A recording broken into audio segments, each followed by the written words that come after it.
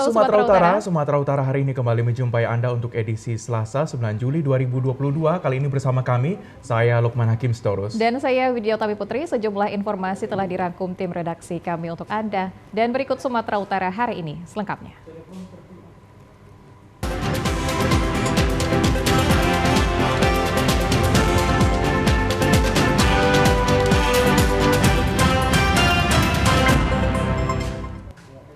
Saudara, Kejaksaan Negeri Karo melakukan penghentian penuntutan terhadap 2 perkara tindak pidana dengan melakukan restoratif justice atau upaya penyelesaian perkara pidana di luar jalur hukum atau peradilan. Mencapai perdamaian antara pelaku dengan korban dengan restoratif justice ini diharapkan masyarakat sadar untuk tidak melakukan tindak pidana yang dapat merugikan diri sendiri dan orang lain. Setelah mufakat Kejaksaan Negeri Kabanjahim Kabupaten Karo melakukan penghentian terhadap perkara tindak pidana ringan dengan restoratif justice, kedua kasus tindak pidana yakni kasus penganiayaan ringan dan kasus kekerasan dalam rumah tangga diselesaikan dengan perdamaian yang disaksikan perangkat desa. Kepala Kejaksaan Negeri Karo, Fajar Syaputra menjelaskan, restoratif justice ini merupakan upaya penyelesaian perkara pidana di luar jalur hukum atau peradilan untuk mencapai perdamaian antara pelaku dengan korban, di mana permasalahan ini diselesaikan secara musyawarah kekeluargaan tanpa harus masuk ke dalam ranah pengadilan. Menurutnya, tidak semua perkara bisa dilakukan restoratif justice, namun ada hal-hal yang menjadi faktor agar perkara tindak pidana bisa dilakukan perdamaian. Di antaranya tindak pidana ringan yang tidak terlalu berdampak buruk bagi korban maupun pelaku. Kejaksaan Negeri Karo dan cabang Kejaksaan Negeri Karo 3 Pinanga, kita hari ini menyerahkan dalam rangka restoratif justice. Hari ini kita ada restoratif justice yang sebenarnya kita kemarin sudah ekspos dengan Bapak Jampidum, dengan Bapak Kajati tanggal 16 Juli kemarin, hari Jumat. Nah, adapun perkara itu yaitu pertama di Kejaksaan Negeri Karo perkara Undang-Undang KDRT rumah tangga kemarin itu di pasal 44 ayat 1 dan di cabang itu 351 ayat 1. Sementara itu, Kepala Desa Ketaren, Kecamatan Kabanjahi Rizwan Sembiring mengaku restoratif justice ini sangat membantu masyarakat yang menginginkan keadilan di mana suatu permasalahan yang sudah masuk pada tahap penuntutan dapat dilakukan perdamaian tanpa harus menjalani persidangan. Diharapkan masyarakat semakin sadar akan perbuatan tindak pidana. Kami itu suatu kebijakan yang sangat-sangat bagus sekali karena terkadang masalah yang sudah diproses di kepolisian sampai kejaksaan itu bisa kita selesaikan dengan perdamaian. Jadi saya selaku Kepala Sekretariat beranggapan bahwa itu suatu kebijakan yang sangat bagus sekali untuk membantu masyarakat kita yang. Dengan upaya restoratif justice, diharapkan antara pelaku dengan korban dapat kembali hidup berdampingan di lingkungan masyarakat. Tidak ada dendam dan menjadi suatu pelajaran bagi masyarakat untuk menjaga diri agar tidak melakukan suatu bentuk tindakan pidana. Lokasi tempat pembuatan minyak crude palm oil CPO terbakar di Desa Pon, Kecamatan Sebaban, Kabupaten Serdang Bedagai. 3 unit mobil pemadam kebakaran diturunkan untuk melakukan pemadaman. Dugaan sementara masih dalam penyelidikan petugas. Berdasarkan informasi di lapangan, kebakaran terjadi sekitar pukul 10.30 waktu Indonesia Barat saat sedang dalam proses pemasakan tandan kelapa sawit. Api diketahui berasal dari salah satu bak berisi minyak mentah yang berada di belakang gudang. Salah seorang saksi yang mengetahui kejadian sontak sari mengatakan saat kebakaran ia meminta bantuan warga dan orang di sekitar lokasi. Warga yang mengetahui langsung memadati lokasi. Beruntung lokasi kebakaran jauh dari pemukiman penduduk sehingga api tidak sempat membesar. 3 unit mobil pemadam kebakaran milik Pemkab Sergai dan Deli Serdang berupaya untuk memadamkan api. Ketua Tim Unit Damkar Juhri mengatakan material yang terbakar merupakan minyak mentah hasil penyulingan atau CPO sisa minyak jenis Miko. Juhri mengatakan proses pemadaman berlangsung selama 30 menit. Sementara itu Polsek Firdaus langsung turun ke lokasi yang merupakan ex-PT Lestari Wood yang berada di Dusun 1 Desa Sebamban Sergai untuk melakukan penyelidikan lebih lanjut. Kemudian 65 tadi kami terima telepon dari pihak Damkar Serge jam 10.30 dan kami langsung OTW dari Pakam ke Serge untuk berbantuan. Dan ini akan ada menyusul dari pos Batang Kuis untuk Balikpapan juga. Pak, ada berapa yang diturunkan tadi Pak? Dari Serdang ada 2 unit. Ada 2 unit ya Pak? 2 unit, Pak. Untuk kebakaran ini penyebabnya apa Pak diperkirakan? Penyebabnya kita belum mengetahui Pak, karena khusus untuk pemadaman aja dulu. Material terbakar Pak? Bahan minyak. Tidak ada korban jiwa pada kejadian tersebut, namun kerugian belum dapat ditaksir karena penyulingan minyak kotor diduga masih dilakukan secara liar. Rumah pribadi Kepala Badan Kepegawaian Daerah Kota Tebing Tinggi Senin malam diteror dengan cara dilempar bom molotov. Belum diketahui motif kejadian tersebut, namun pihak korban telah melaporkan kejadian ini ke Mapolres Tebing Tinggi. Inilah rumah pribadi Muhammad Fahri, pejabat eselon 2 Pemko Tebing Tinggi yang kini menjabat Kepala BKD. Terlihat kaca depan ruang tamu pecah, diduga dilempar bom molotov oleh orang yang tidak dikenal. Bau minyak tanah dan pecahan kaca berserakan di ruang tamu. Menurut Kepala BKD yang juga korban Saiful Fahri, awalnya setelah melaksanakan sholat subuh sekitar pukul 5 sore, 5:30 pagi, ia membuka jendela rumah dan melihat pecahan kaca yang berserakan. Ia curiga rumahnya dimasuki maling, namun setelah diperiksa ia menemukan kain berbentuk sumbu dan tutup botol dan berbau minyak tanah. Ia menduga rumahnya sedang diteror dengan menggunakan bom molotov. Karena merasa terancam, akhirnya korban melaporkan kejadian tersebut ke Mapolres Tebing Tinggi. Saya langsung buka pintu depan ini, pintu rumah ini. Saya lihat keluar, kira-kira apa yang memecahkan kaca itu tadi. Kalau ada batu, saya lihat batunya seperti apa gitu. Terus di sini saya lihat juga ternyata ada juga pecahan-pecahan kaca yang putih. Rupanya itu setelah saya amati, kemudian saya ke dalam lagi, saya lihat ada kain. Kain itu rupanya sumbu. Ya, terus ada tutup botol itu tutup botol fruity. Nah, berarti itu botol fruity yang dilemparkan ke sini. Kasih Humas Polres Tebing Tinggi AKP Agus Arianto membenarkan kejadian tersebut. Polres Tebing Tinggi sudah melakukan olah TKP dan sedang melakukan pemeriksaan saksi-saksi serta penyelidikan untuk mengungkap kasusnya. Benar bahwasanya kejadiannya itu benar, dan saat sekarang ini pihak korban sudah mengadukan permasalahan tersebut ke Polres Tebing Tinggi.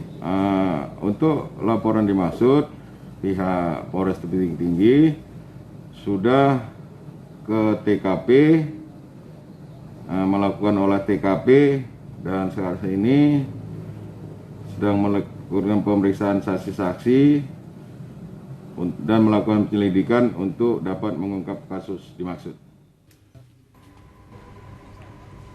Pemirsa, sejumlah SPBU di Kabupaten Serdang Bedagai sejak seminggu terakhir mengalami antrian cukup panjang kendaraan roda 4 untuk pengisian bahan bakar solar. Seperti terlihat di SPBU 14207-175C Jengki, antrian panjang hingga ke ruas Jalinsum, Medan Tebing Tinggi. Dari pantauan tim TVRI di SPBU 14207-175C Jenggi, puluhan kendaraan telah memadati SPBU yang akan melakukan pengisian bahan bakar.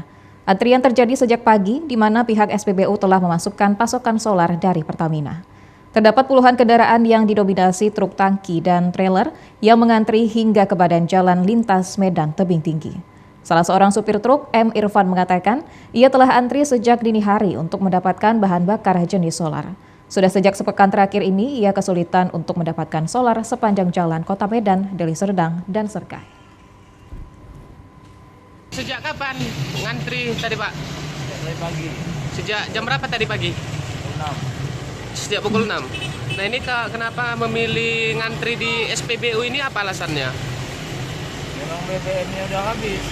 Oh, di sepanjang SPBU tadi habis? Habis, nggak ada, kosong. Jenis apa yang habis Pak? Solar. Jenis solar. Hal yang sama juga disampaikan Syafrizal Tarigan, kelangkaan seperti ini sangat merugikan para supir. Menurutnya, naiknya harga solar tidak menjadi masalah. Yang terpenting pasokannya tersedia, sehingga aktivitas para pengemudi tidak terganggu. Para supir sudah mengantri selama 1 jam, namun belum juga mengisi bahan bakar. Ia berharap bahan bakar jenis solar masih tersedia sehingga aktivitas mereka berjalan normal.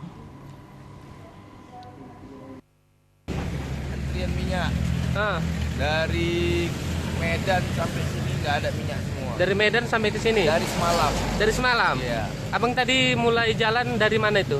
Tadi dari sini, dari tadi malam dari Elpet sampai sini nggak ada semua minyak. Jenis apa bang yang nggak ada bang? Biosolar. Solar.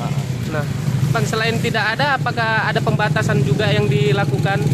Kalau pembatasan ada. Nah, kalau pengisian kita kadang ada di jatah 500.000 per unit.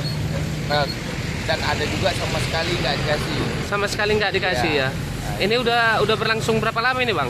Kalau untuk nggak dikasihnya sama di jatah itu sekitar dari habis Lebaran. Habis Lebaran ya, sampai sekarang ya. Sejak puluhan tahun, jalan penghubung dua kecamatan di Kabupaten Langkat rusak dan belum mendapatkan perhatian dari pemerintah. Padahal kecamatan tersebut tidak jauh dari ibu kota Kabupaten Langkat. Rusaknya jalan ini disebabkan melintasnya truk bermuatan galian C yang melebihi tonase untuk pengerjaan penimbunan proyek jalan tol. Beginilah kondisi jalan penghubung Kecamatan Wampu dan Kecamatan Stabat Kabupaten Langkat. Kondisi jalan yang berada di Dusun 3 Desa Banyumas, Kecamatan Stabat dalam kondisi rusak parah. Terlihat kubangan air lumpur menggenangi lubang jalan sepanjang 10 km. Salah seorang warga mengatakan kondisi jalan rusak di wilayah mereka sudah dirasakan warga lebih dari 5 tahun. Segala upaya sudah dilakukan warga mulai dari aksi unjuk rasa, menanam pohon di tengah jalan serta mendatangi pihak terkait. Namun aksi protes yang sudah berulang kali dilakukan tidak mendapat respon dari pemerintah. Tanpa adanya perbaikan jalan hingga saat ini. Selain itu, kerusakan jalan bertambah parah karena melintasnya truk pengangkut galian C yang melebihi tonase untuk penimbunan jalan tol. Tidak jarang sejumlah pengendara terjatuh jika melintasi jalan tersebut karena terjebak jalan yang berlubang. Warga berharap pemerintah agar segera memperbaiki jalan tersebut. Lama lah bang, entah lebih 5 tahun gitu. 5 tahun, belum ada perbaikan? Belum bang, kadang kan orang sini udah demo-demo kan, tapi nggak ini juga. Memang kemarin tuh janjinya mau dibangun jalan lagi, dibuat jalan lagi, tapi sampai sekarang nggak ada. Nggak ada? Nggak ada. Ini rusaknya kenapa sih kak? Karena inilah mobil-mobil pasir lewat-lewat itu bang. Truk galian sih ya, galiannya. Jadi warga sini apa harapannya kak? Warga sini sih harapannya jalannya diperbaiki lagi ya bang, kayak semula. Karena kemarin itu waktu jalannya cantik, orang lewat-lewat pun gampang ya. Sekarang kalau lewat gitu, mau ke dalam aja susah. Warga desa Kecamatan Wampu hanya bisa berharap perhatian pemerintah agar segera memperbaiki jalan karena hanya berjarak 2 km dari ibu kota Kabupaten Langkat.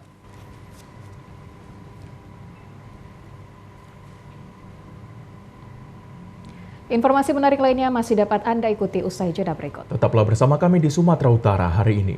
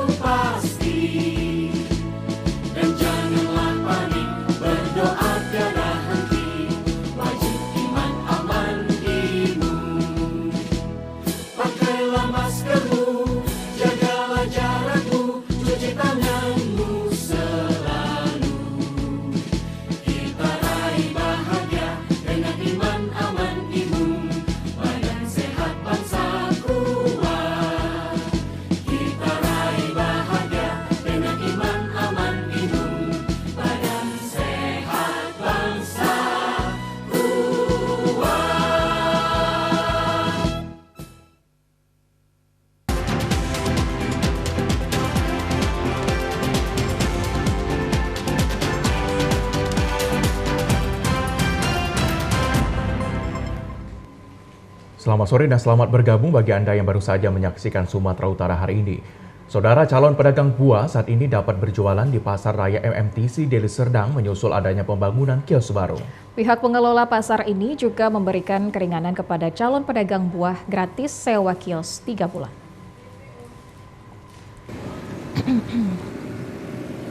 Inilah pasar buah tahap 2 yang saat ini telah dibuka pihak pengelola Pasar Raya MMTC Deli Serdang. Pihak pengelola melakukan pembangunan kios baru, menyusul kios lama sudah penuh pedagang buah berjualan di pasar yang berada di Jalan Pancing Medan Estate Deli Serdang ini. Sejak 1 Juli 2022 lalu, kios ini telah disewakan untuk para calon pedagang buah. Dilakukannya pembangunan kios baru ini karena aksesnya dekat inti kota dan gerbang tol Bandar Slamet. Selain itu juga dilakukannya pembangunan kios ini atas permintaan para calon pedagang karena kios lama sudah penuh yang berjumlah 88 unit. Kondisi pasar yang modern ini juga sangat nyaman dan aman, serta bersih yang dilengkapi dengan CCTV dan petugas pengamanan selama 24 jam sehingga pedagang maupun pembeli nyaman untuk aktivitas jual beli. Kini kios pasar buah ini menjadi salah satu kios terbesar dan representatif di Sumatera Utara karena dilengkapi dengan berbagai fasilitas termasuk petugas kebersihan sehingga areal pasar ini bersih. Pasar Raya MMTC ini juga dilengkapi dengan kios-kios pakaian, kios buah sayur dan ikan, sehingga warga Deli Serdang dan Kota Medan jika berkunjung ke pasar ini berbagai jenis kebutuhan sandang dan pangan selalu tersedia. Kepala Pengelola Pasar Raya MMTC Dr. Andus Roma Parulian Simaremare menyatakan, saat ini kios yang baru telah 70% yang di-booking dan sisanya yaitu 30% lagi masih dapat di-booking calon pedagang buah. Sebagai bentuk penghargaan atau kerjasama dengan calon pedagang buah, telah dibuat kemudahan atau keringanan diantaranya sejak 1 Juli 2022 lalu hingga 30 September 2022 mendatang, sewa kios masih gratis dan hanya membayar maintenance senilai Rp600.000 setiap bulan. Para pedagang yang tidak mendapat tempat mengusulkan kepada kita sebagai pengelola pasar supaya kios pasar buah ditambah demi kenyamanan pedagang yang berjualan. Jangan lagi numpang-numpang di kios-kios sayur. Ini khusus di Pasar Raya MMTC ini kita kembali menambah unit. 96 unit kita tambah. Itu adalah atas anjuran dari para pedagang. Dan anjuran ini kita sampaikan kepada manajemen, kepada owner supaya menambah unit ini sehingga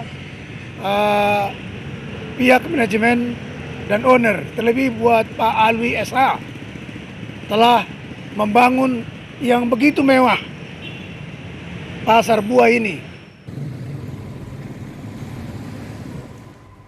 Masa pengenalan lingkungan sekolah MPLS yang dilakukan kepada siswa-siswi baru untuk memperkenalkan lingkungan sekolah sekaligus mensosialisasikan tentang aturan yang diberlakukan. MPLS juga sebagai wadah untuk memperkenalkan guru kepada siswa sekaligus antar siswa.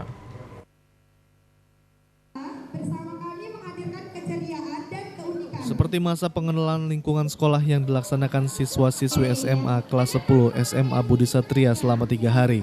Seluruh siswa disatukan di lapangan sekolah untuk menerima berbagai bentuk sosialisasi yang diberikan pihak guru. PLT Kepala Sekolah SMA Budi Satria Medan, Heni Afriani mengatakan, masa pengenalan lingkungan sekolah yang dilakukan untuk memotivasi para siswa-siswi agar memiliki semangat di dalam belajar, sekaligus memberikan masukan tentang pelajar profil Pancasila dan Merdeka Belajar yang sedang digalakkan di lingkungan sekolah. Dikatakan pada MPLS juga disampaikan kepada siswa tentang bahaya narkoba bagi setiap siswa, karena jika siswa terjerumus ke dalam penyalahgunaan narkoba, maka dapat merusak mental dan moral, sekaligus akan kehilangan masa depan yang baik. Sementara itu, salah satu yang paling diantisipasi di SMA Budi Satria adalah tentang perundungan atau bullying. Hal ini bertujuan agar di lingkungan sekolah bebas dari perundungan dan sesama siswa saling menghargai dan membina persahabatan yang baik. Setelah masa pengenalan lingkungan sekolah, seluruh siswa-siswi akan langsung belajar secara tatap muka sesuai dengan kurikulum yang ada. PLT Kepala Sekolah berharap pada era baru dan di tahun pelajaran baru bagi dunia pendidikan kegiatan sekolah dapat dilaksanakan seperti sedia kala dan siswa juga memiliki semangat baru untuk mengikuti pembelajaran yang dilaksanakan di sekolah.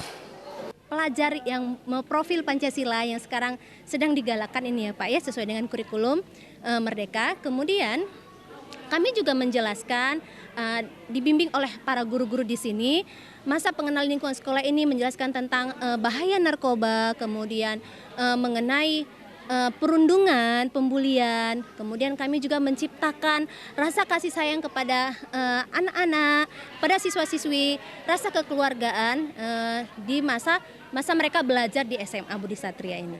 Antusias dan kepercayaan masyarakat selama ini terhadap sekolah Budi Satria sangat tinggi untuk menyekolahkan anak-anaknya. Sehingga atas kepercayaan itu, Budi Satria juga akan terus menjaganya melalui peningkatan kualitas pendidikan yang diberikan kepada seluruh siswa. Saudara, Bank Mandiri Taspen meresmikan warung mantap sejahtera Toko Mulyani Jalan Tangguk Bongkar, Medan. Terbentuknya warung kelontong ini merupakan hasil kerjasama antara perseroan dengan Toko Mandiri Indogrosir dan pemilik warung untuk nasabah menjelang pensiun yang ingin memulai usaha toko kelontong dengan nyaman dan bebas dari rasa khawatir atas resiko. Branch Manager PT Taspen Hadi Subagio didampingi Tiara Mayasari, Distribution Head 1 Sumatera Mantap, Edi Kusnaidi Kacap Bank Mandiri Taspen, Lia Julia KCP Bank Mandiri Taspen, dan Norman Yudi Nugroho Manager Indogrosir mengungkapkan kerjasama ini sebagai alternatif usaha bagi ASN, TNI, dan Polri dengan memberikan kemudahan dari sisi modal dan pelatihan berwirausaha sehingga nantinya dapat tumbuh dengan baik dan mendukung sektor ekonomi nasional. Program Warung Mantap Sejahtera merupakan total solusi yang dibangun Bank Mandiri Taspen untuk nasabah menjelang pensiun yang ingin memulai usaha toko kelontong dengan nyaman dan bebas dari rasa khawatir atas resiko. Pihaknya berharap pensiunan dapat berkarya di masa pensiunnya dengan alternatif bantuan yang diberikan perseroan. Program Warung Mantap Sejahtera merupakan strategi Bank Mandiri Taspen untuk memenuhi kebutuhan para pensiunan di masa pensiun agar mereka terus berkarya agar semakin sejahtera. Ini gimana nih? Mengikuti pembukaan warung Mantap Sejahtera milik Ibu Mulyani, ini adalah bagian dari implementasi peningkatan jiwa wirausaha bagi ASN dan pensiunan. Jadi kita ingin PNS, baik itu ASN maupun P3K, itu mempunyai tambahan penghasilan selain dari mereka itu bekerja menjalankan tugas-tugas sebagai abdi negara. Nah, persiapan untuk pensiun ini menjadi penting supaya nanti pada waktu pensiun mempunyai tambahan penghasilan yang cukup untuk bekal, bahkan untuk memenuhi kebutuhan keluarga pasca pensiun ya. Nah, kemudian warung Mantap Sejahtera ini diinisiasi oleh Bank Mandiri Taspen dengan bekerjasama dengan Indogrosir. Nah, dengan harapan apa? Ini akan memberikan kemudahan-kemudahan bagi pemilik warung.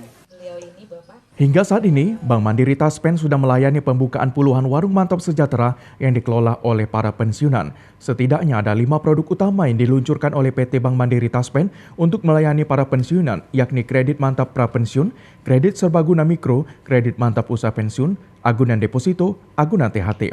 Program Mandiri Sejahtera merupakan salah satu dari pilar program Bank Mantap menciptakan masyarakat, khususnya pensiunan yang mandiri sejahtera melalui kewirausahaan. Selain Mantap Sejahtera yaitu Mantap Sehat, yakni program membangkitkan derajat kesehatan dan mutu kehidupan masyarakat khususnya bagi pensiunan. Mantap Aktif yaitu mendukung penciptaan masyarakat khususnya pensiunan yang aktif, produktif, tangguh, dan bahagia. Kita buat 2 lagi promo ini, Bu.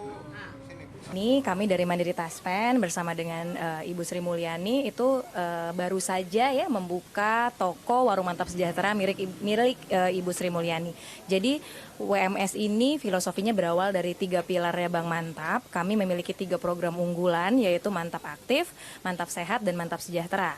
Nah, Warung Mantap Sejahtera sendiri adalah bagian dari bagaimana Bank Mantap membina para ASN yang akan masuk masa pensiun maupun juga yang sudah pensiun ya, bagaimana di usia yang telah pensiun mereka masih tetap produktif, menghasilkan dan bermanfaat untuk orang-orang sekitar ya.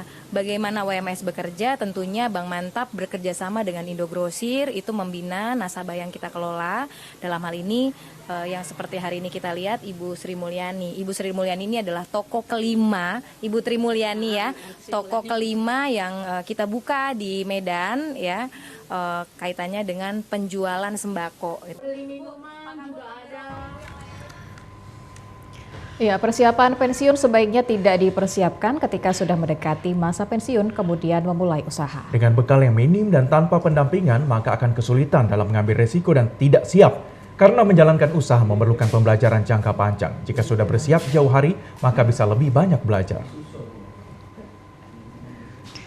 Hal tersebut yang dilakukan oleh seorang PNS pensiunan Dinas Tenaga Kerja Kabupaten Langkat, Tri Mulyani, dengan menyiapkan mental agar tetap sehat dan aktif dalam menjalani masa pensiun dengan mengikuti program Warung Mantap Sejahtera PT Bank Mandiri Taspen dengan memulai usaha toko kelontong yang berada di Jalan Tangguk Bongkar, Medan, jenis silver senilai 40 juta rupiah. Ia mendapatkan terdiri dari 500 item produk, 5 rak display, 1 etalase aluminium, 1 etalase rokok, 1 mesin pendingin, 1 surmi pos, 1 scanner, serta mendapat pendampingan dan pelatihan usaha dari Bank Mandiri Taspen hingga benar-benar menjadi pedagang profesional. Bagi Tri Mulyani, persiapan memasuki masa pensiun tidak hanya memerlukan kesiapan mental, tetapi juga memerlukan dukungan finansial yang terencana untuk mengalami sebuah perubahan yang akan dirasakan. Dan untuk mendukung kesiapan finansial tersebut, ia mengikuti program-program Warung Mantap Sejahtera PT Bank Mandiri Taspen menjelang persiapan masa pensiun tahun depan. Ini mau menjelang pensiun kan, jadi apa yang diprogramkan oleh Mandiri Taspen sangat bermanfaat bagi kami yang ASN ini.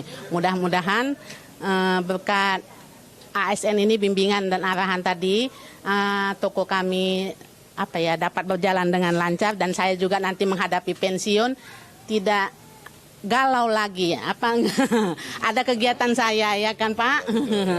Kalau masalah kawan-kawan itu nanti akan saya beri pencerahan sesuai dengan yang diarahkan tadi oleh PT Taspen. Mudah-mudahan kawan saya juga akan mengikutinya karena yang sebaya-sebaya saya juga akan menjelang pensiun ini supaya ada kegiatannya. Pak Edi banyak nih belanja Pak Edi nih. Beragam informasi aktual lainnya akan kami sampaikan usai jeda berikut ini. Tetaplah bersama kami di Sumatera Utara hari ini.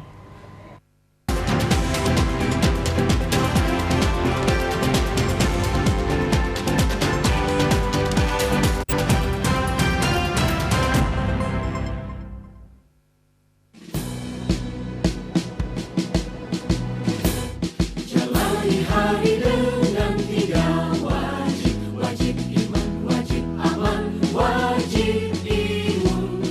Berolahraga, riang gembira, mencegah kita jatuh sakit.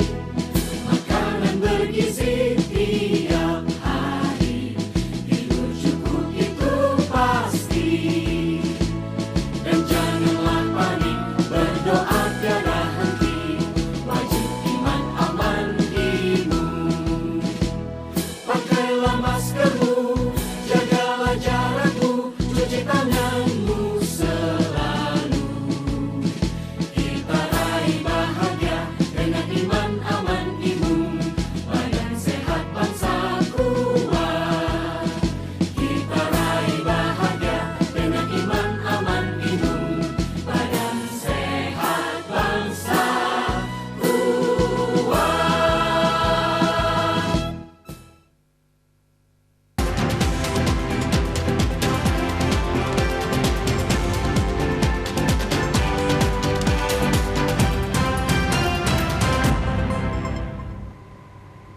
Pemirsa, konferensi perempuan negara-negara G20 atau W20 dilaksanakan mulai hari ini 19 hingga 21 Juli 2022 di Danau Toba. Delegasi dari 16 negara di dunia telah hadir di Hotel Niagara Parapat, Kabupaten Simalungun, Chair of W20 Indonesia. Pada konferensi pers yang menjadi narasumber yakni Chairwoman W20 Hadriani Ulistilalahi, CEO XL Axiata Dian Siswarini, staf ahli Gubernur Sumatera Utara bidang hukum, politik, dan pemerintahan, dan Direktur Utama Badan Pengelola Otorita Danau Toba Jimmy Panjaitan. Chairwoman W20 Hadriani Ulistilalahi mengatakan W20 merupakan engagement group dalam forum G20 yang mewakili suara perempuan. Ada 8 poin penting pembahasan para delegasi W20 pada konferensi pers yang dilaksanakan di Hotel Niagara Parapat. 8 poin penting tersebut diantaranya mengadopsi The National Strategies on Gender Equity and Equality, sejalan dengan perjanjian terkait HAM. Membangun G20 Gender Data Network untuk memastikan keberadaan data berbasis gender. Mempromosikan peraturan anti kekerasan gender dan meratifikasi Konvensi International Labour Organization 190, mendorong keberlangsungan Women Entrepreneurs Finance Initiatives, mengalokasikan minimum 1% dari pajak global baru yang didukung oleh OECD dan G20 pada 2021 lalu. Untuk membantu mendanai dan meningkatkan UMKM yang dimiliki dan dipimpin perempuan, meningkatkan investasi infrastruktur inklusif di daerah pedesaan sebesar 25% pada tahun 2030. Menjalankan mandat kuota terpilah gender dalam mempekerjakan dan mempertahankan penyandang disabilitas di sektor publik sebesar 3%, dan membangun kemampuan bagi perempuan dan anak perempuan, terutama mereka yang berada di daerah pedesaan dan penyandang disabilitas. Pada W20 Summit di Danau Toba ini juga akan dibahas isu-isu perempuan desa dan penyandang disabilitas yang semangat dalam bekerja dan ikut serta dalam mendorong perekonomian di daerahnya.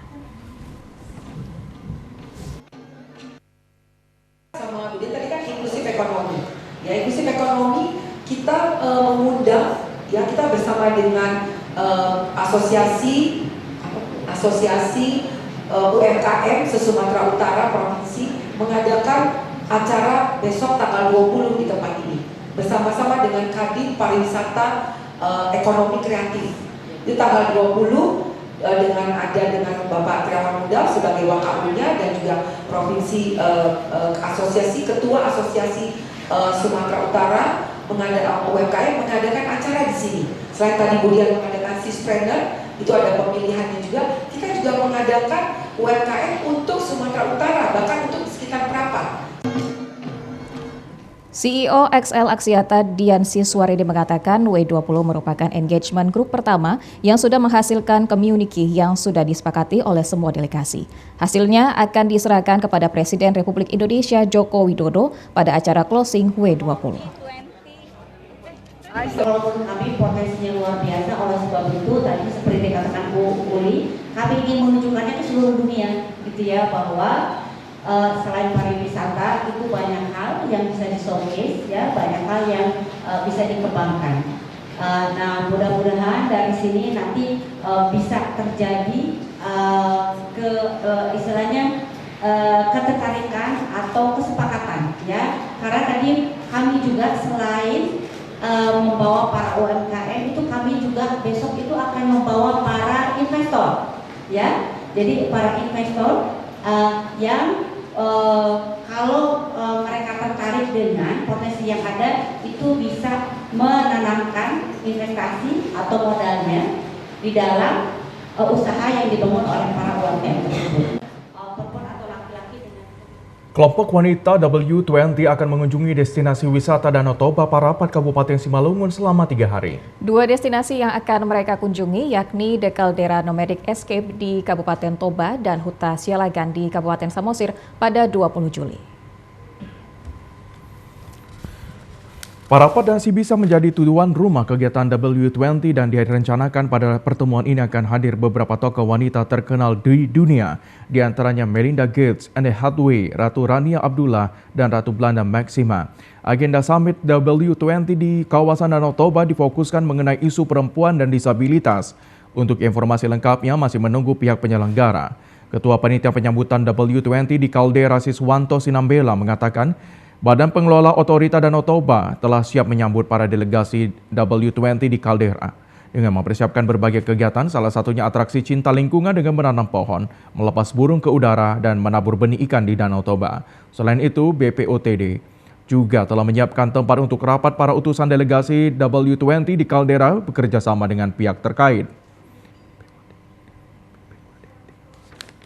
BPODT sudah siap untuk menerima tamu kita di kaldera ini. Kita akan mempersiapkan beberapa atraksi cinta lingkungan. Mereka akan menanam pohon, ada 25 sampai 30 jenis pohon yang sudah kita siapkan dari masing-masing delegasi, MBC, dan semua VIP yang akan mengambil peran di dalam penanaman pohon. Yang kedua, mereka akan juga melepaskan burung ke udara. Kita cinta lingkungan di sini supaya memang alam juga terjadi dengan baik. Kemudian yang terakhir, kita akan juga membawa mereka ke Ambarita, Dirut, dan bersama dengan semua delegasi akan menabur ikan di sana. Ada 3 jenis ikan, ikan mas, ikan nila merah, dan ikan mujair yang memang endemiknya di Danau Toba. Direktur Utama BOTD, maksud kami BPODT, Jimmy Panjaitan mengatakan 2 destinasi yang akan dikunjungi para utusan W20, salah satunya kaldera Nomadic Escape sebagai penyedia tempat yang mencakup pembahasan storytelling perempuan dan budaya. Selain itu akan membahas peningkatan pasar dan peningkatan UMKM yang ada di kawasan Danau Toba, sekaligus penandatanganan kesepakatan dan kolaborasi dengan negara G20 yang mengarah kepada investasi dan UMKM perempuan. Kesepakatan investasi, Pak, dengan UMKM perempuan yang nanti kita undang di sini, yang sudah dikurasi, Pak. Jadi nanti ada calon investornya, ada UMKM perempuan yang dimotori oleh perempuan, yang di sini nanti yang sudah kita kurasi, mereka kita link and match, kita pertemukan bisnis matching. Oh, berarti UMKM ini, Pak, khususnya di kawasan Danau Toba gitu, Pak, ya? Iya, betul, Pak. Di seluruh Indonesia ya? Maaf, di seluruh Indonesia maksudnya, Pak. Kira-kira produk-produk apa, Pak, yang ada di sana, Pak, untuk investasinya nanti di sana, Pak, yang mau produk macam-macam, Pak. Ada fashion, ada kria, ada kuliner juga. Konferensi tingkat tinggi W20 digelar siang tadi 19 hingga 21 Juli 2022 di Hotel Niagara dan The Caldera, Sumatera Utara. Pertemuan ini akan fokus mengupas isu diskriminasi untuk pembuatan kebijakan kesetaraan gender, pemberdayaan ekonomi perempuan, pertumbuhan ekonomi inklusif bagi perempuan pedesaan dan perempuan dengan disabilitas, serta pendampingan bisnis. KTT W20 juga menyampaikan komunike W20 kepada Presiden RI sebagai pemimpin G20. Chairwoman W20 Indonesia Hadriani Uli Silalahi mengatakan, perhelatan W20 Summit di Danau Toba akan fokus mengurai berbagai isu prioritas W20, terutama mengenai kesetaraan dan diskriminasi, ekonomi inklusif, hingga UMKM milik perempuan. Selain itu akan ada juga pembahasan mengenai isu terkait peningkatan akses perempuan penyandang disabilitas dan perempuan pedesaan ke pendidikan, teknologi, keuangan, dan kesetaraan kesehatan. Seluruhnya akan dikemas ke dalam rangkaian dialog dan konferensi kebijakan. Lebih jauh, Uli menambahkan, agenda W20 Summit juga diharapkan dapat menciptakan komitmen kebijakan hingga rekomendasi menjadi fokus utama G20 terhadap 4 poin penting. Ketua DPW LSM Pakar Sumut Linceria Nainggolan menanggapi bahwa hasil pertemuan W20 ini sebagai bentuk usaha dalam mengenalkan kawasan Danau Toba sebagai destinasi pariwisata super prioritas ke mancanegara. Sekaligus bagaimana cara menjaga kelestarian alamnya. Pertemuan W20 ini diharapkan dapat mendorong kesetaraan, keamanan, dan kesejahteraan dengan menghapus diskriminasi yang menghambat partisipasi perempuan dalam perekonomian. Mencapai inklusi ekonomi dengan mendukung UMKM yang dimiliki dan dikelola oleh perempuan. Mengatasi kerentanan untuk meningkatkan ketahanan dengan fokus pada perempuan penyandang disabilitas dan perempuan pedesaan dan seruan terhadap kesetaraan gender terkait kesehatan.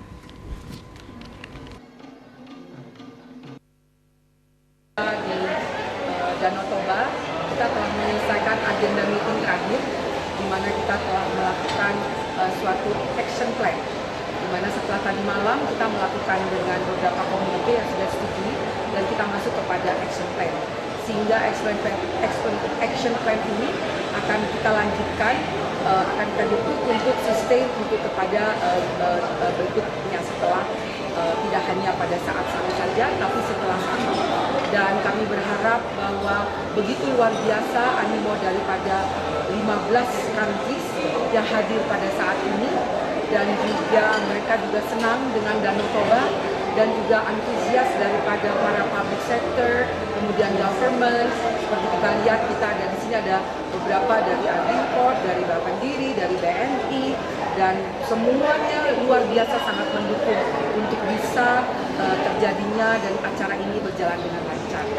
Standar itu dan harus diperhitungkan karena apa? Karena perempuan adalah bagian yang terlepas dari kesuksesan sebuah negara, bahkan sebuah keluarga. Karena itu saya pikir wanita harus menjadi bagian yang perlu mendapatkan perhatian dan perlu mendapat dukungan untuk tetap ditampilkan di publik sebagai orang-orang yang terkemuka, terpandang, dan punya potensi yang luar biasa di membangun bangsa ini.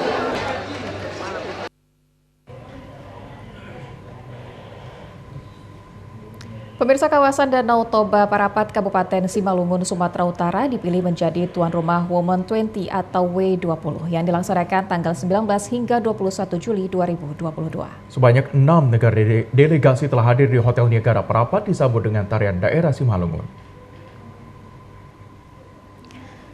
Para delegasi yang hadir pada pertemuan W20 diantaranya dari Singapura, Cina, Australia, Amerika, India, Rusia, dan Italia.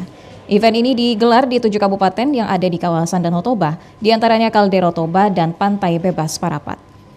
Perhelatan W20 Summit di Danau Toba akan membahas berbagai isu prioritas W20, terutama mengenai kesetaraan dan diskriminasi, ekonomi inklusif hingga UMKM milik perempuan. Selain itu juga akan membahas isu terkait peningkatan akses perempuan penyandang disabilitas dan perempuan pedesaan, teknologi, keuangan, dan kesetaraan kesehatan. Untuk mengamankan event dan para delegasi W20, sebanyak 681 personil di jajaran Polda Sumatera Utara telah bersiaga, mulai dari pintu masuk kota Parapat hingga lobi Hotel Niagara tempat menginap para delegasi W20. Event ini dibuka langsung oleh Gubernur Sumatera Utara Edi Rahmayadi siang tadi pada pukul 14 waktu Indonesia Barat, dihadiri juga oleh Menko Marves Luhut Binsar Panjaitan. Gubernur Sumatera Utara mengatakan kegiatan W20 Summit merupakan momen yang ditunggu-tunggu, di mana kawasan Danau Toba menjadi sorotan dari penjuru nasional maupun internasional. Diharapkan seluruh kontribusi masyarakat kawasan Danau Toba untuk bersama-sama menyukseskan kegiatan tersebut. Melalui kegiatan ini diharapkan dapat membangkitkan geliat pariwisata di Sumatera Utara dan dapat meningkatkan ekonomi kreatif yang berada di Sumatera Utara, khususnya Danau Toba. Terminal tipe A Amplas Medan didesain dengan konsep modern, aman, dan nyaman bagi pengguna layanan transportasi umum. Fasilitas yang digunakan cukup lengkap dan mewah, setara dengan stasiun kereta api dan bandara yang memiliki fasilitas modern dan representatif.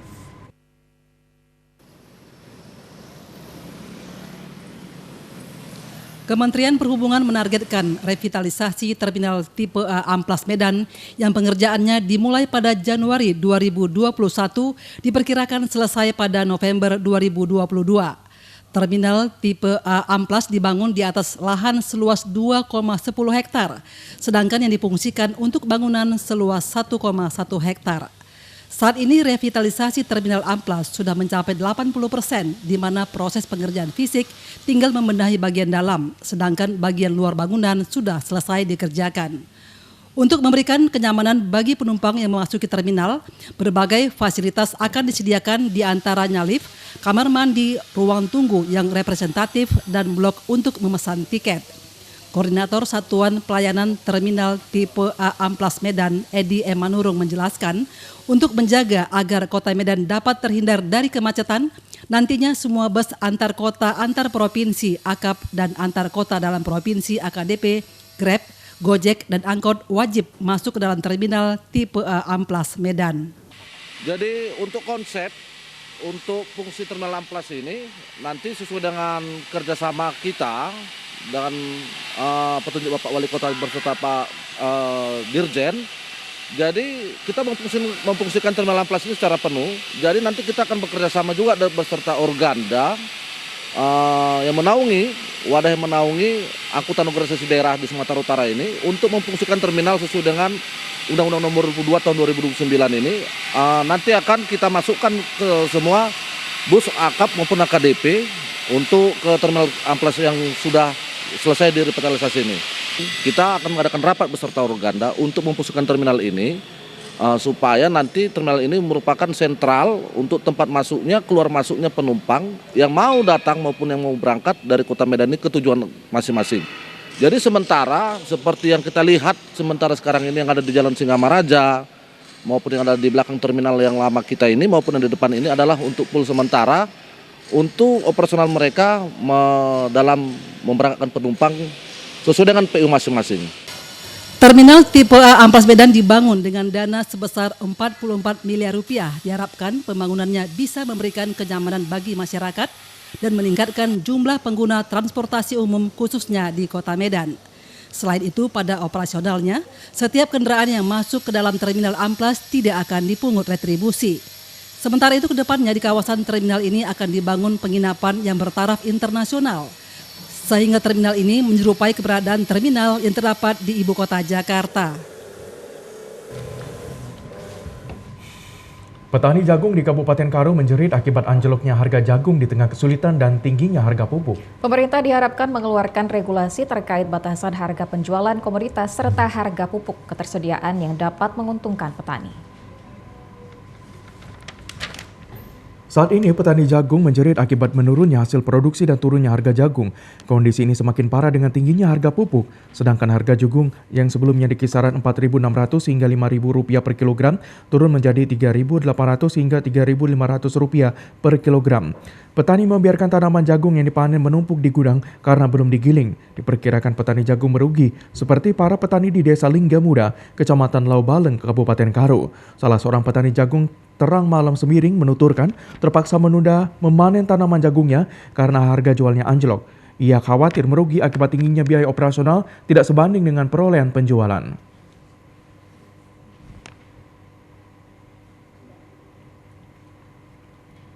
Harga jagung sekarang udah melonjak ke turun, Pak.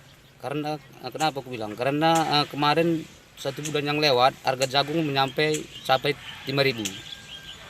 Ini 2 minggu yang terakhir ini udah menurun sampai 3.500. Jadi petani-petani udah mengeluh sekali soal harga jagung ini di daerah kami.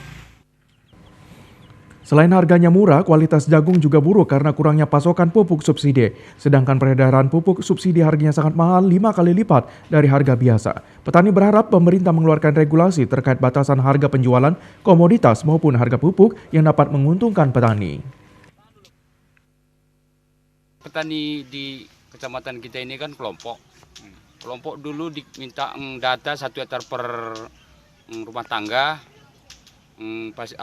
Pupuknya 3 sak. Sekarang 1 sak cuma 1 hektar ureanya dikasih. 1 sak urea, 1 sak poska, 1 sak garam. Itu cuma dalam 1 hektar.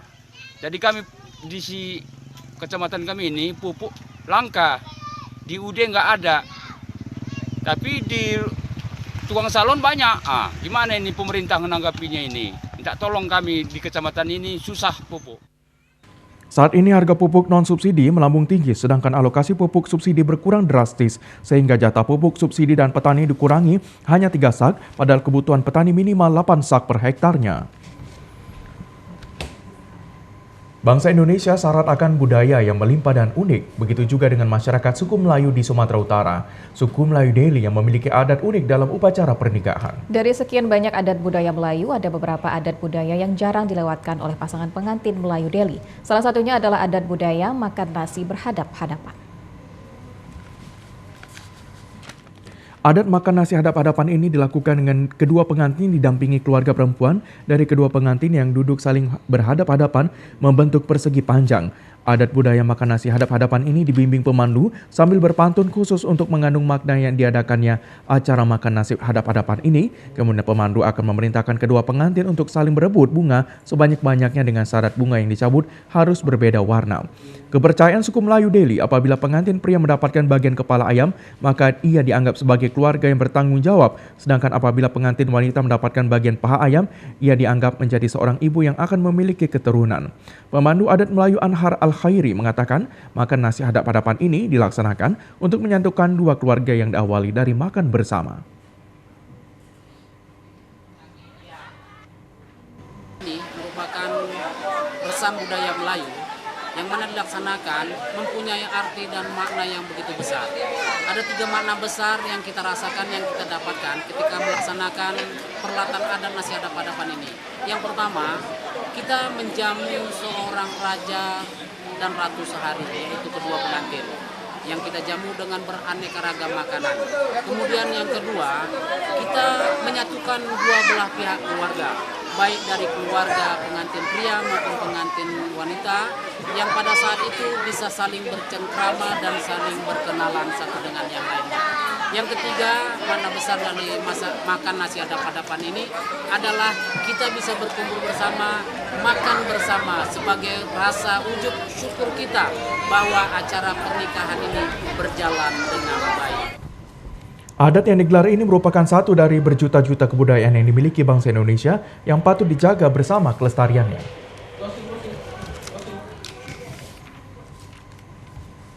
Informasi tadi mengakhiri jumpa kita di Sumatera Utara hari ini. Mewakili kerabat kerja yang bertugas, saya Lukman Hakim Sitorus. Dan saya Widya Utami Putri pamit undur diri dari hadapan Anda. Terima kasih, selamat sore. Sampai jumpa.